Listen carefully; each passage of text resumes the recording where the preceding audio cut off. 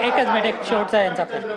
याचं आरक्षण देखील 50% पेक्षा जास्त आहे, तर त्यामुळे पुन्हा त्या कोर्टातून कुठला त्रास होऊ शकतो का? त्यासाठी पुन्हा काही प्रक्रिया करावी लागणार आहे? यामध्ये नागपूर आणि महानगरपालिकेचं 50% पेक्षा जास्त आरक्षण आहे. यामध्ये माननीय सर्वोच्च न्यायालयाने जे आदेश दिलेले आहे, सर्वोच्च न्यायालयाने आदेश दिलेले आहे की जरी ज्या महानगरपालिकांचं आरक्षण 50%च्या वरती जरी जात असेल तरी त्यांच्या निवडणुका तत्काळ कंडक्ट करण्याचे त्यांनी निर्देश दिलेले आहेत आणि या सर्व निवडणुका या माननीय सर्वोच्च न्यायालयाच्या अंतिम आदेशाच्या अधीन असतील. एक मिनट त्यांचा राहू द्या. नाही एक मिनिट, हा बोला बोला.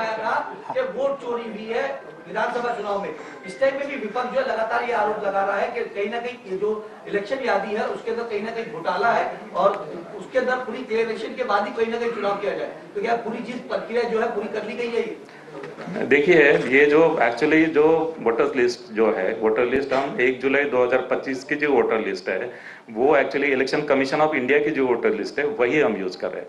इसमें अभी दोबारा मतदार को हमने आइडेंटिफाई किया, उसके ऊपर कार्यवाही चालू है और इसमें और एक ऐसी आपत्ति है कि एक्चुअली जैसे नवी मुंबई महानगर पालिका में एक ऐसा हमको इसमें रिप्रेजेंटेशन आया था कि महापालिका आयुक्त है, महापालिका आयुक्त के घर में 150 मतदार दिखाई दिए, लेकिन एक्चुअली उसमें हमने उसका इन्वेस्टिगेशन किया. उसमें ऐसा है कि वहाँ पे जो सेक्शन एड्रेस है वो सेक्शन एड्रेस एक्चुअली वो एक्चुअल वोटर का एड्रेस नहीं होता है. सेक्शन एड्रेस एक लैंडमार्क टाइप का होता है, उसमें 2-3 लैंडमार्क ऐसे उसमें मेंशन होता है और वो एक्चुअली सेक्शन एड्रेस के अगेंस्ट में वो 150 मतदार उसमें निकले थे. यानी ऐसा नहीं कि हर मतदार का जो एड्रेस है वो महानगर पालिका आयुक्त का निवास स्थान, ऐसे नहीं था. वो एक है. दूसरा ऐसा उसमें और एक एक्चुअली उसमें रिप्रेजेंटेशन आया था कि वहां पे नवी मुंबई महानगरपालिका में टॉयलेट में एक्चुअली 10 मतदार दिखाई दिए है, लेकिन एक्चुअली वो जो टॉयलेट की जो बिल्डिंग थी, टॉयलेट की बिल्डिंग के ऊपर फर्स्ट फ्लोर और सेकंड फ्लोर वहां पे एक्चुअली लोग रहते थे और वहां पे तब वो रजिस्ट्रेशन हुए थे और इसके कारण वो एक्चुअली टॉयलेट का एड्रेस वो टॉयलेट के ऊपर रहते थे फर्स्ट और सेकंड फ्लोर, बाद में वो वहां से निकल गए. तो ऐसा एक मिनिट, बाकीच्यांना पण थोडंसं विचारू द्या ना, थोडंसं द्या. थांबा. I think this side will take.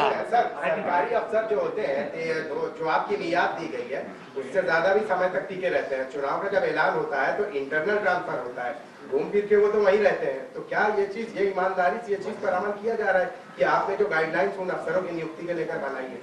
नहीं, अफसर के नियुक्ति के लिए गाइडलाइंस है और एक्चुअली जो अफसर उसको जो 5 साल हो गया है या कुछ केस में 3 साल, कुछ केस में 5 साल, तो उनको वहां पे हमने तबादला करने का पॉलिसी है और उसके अनुसार राज्य सरकार ने उनका तबादला किया है. ईबी फॉर्म दिलेला आहे, त्या ईबी फॉर्म मध्ये जे नमुने आहेत त्यामध्ये म्हटले गेलेलं आहे की कुठल्याही महापालिकामध्ये थेट महापौर पदाची निवडणूक नाही आहे, परंतु आता तुम्ही जे ईबी फॉर्मचं नमून दिले गेलेलं आहे त्यामध्ये थेट महापौर म्हणजे महापौर पदासाठीच देखील नाव लिहिलेलं आहे. नाही, हे चुका नाही आहे. कारण की हे जे सर्व नियम अधिनियम राज्य शासन करतो. आता याच्यामध्ये नगर परिषदेमध्ये कधी नगराध्यक्ष पद असते, कधी निघून जाते, त्याच्यामध्ये हे बदल होत राहतात आणि तसंच म्हणजे महापौर पद जे आहे ते कधी डायरेक्ट इलेक्शन होईल, कधी होणार नाही.